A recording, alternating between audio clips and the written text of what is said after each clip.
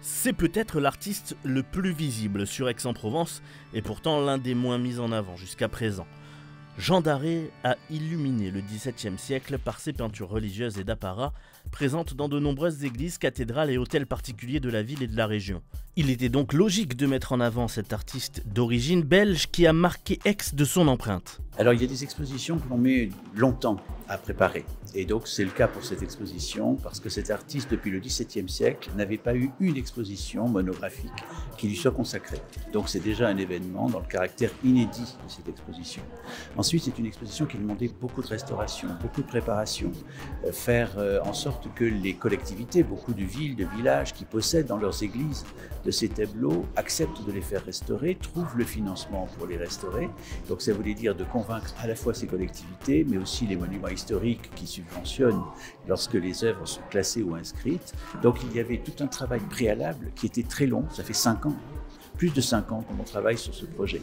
Donc à la fois il y avait une évidence, faire une exposition d'arrêt à Aix et au musée Granet c'était important, simplement c'était compliqué et difficile à réaliser et donc cela a demandé beaucoup de temps. Parmi les traces laissées par Jean Darré, son chef-d'œuvre monumental était jusqu'alors caché au public. Cet escalier, en trompe-l'œil, à l'hôtel de Château-Renard vient tout juste d'être restauré et pourra désormais être présenté sous son meilleur aspect. Nous sommes dans une partie de la ville, on est en centre-ville, c'est l'ancien centre de la ville. Donc le baron de Château-Renard, quand il a fait reconstruire son hôtel particulier, n'avait pas la place de faire un jardin. Donc qu'est-ce qu'il a fait? Il a fait peindre un jardin. Donc on le voit derrière nous, avec cette succession des espaces qui vient sans doute d'une inspiration italienne. Et on voit aussi que l'escalier semble plus grand grâce à ce jeu d'espace. C'est vrai que c'est un peintre qui n'a pas eu beaucoup de chance.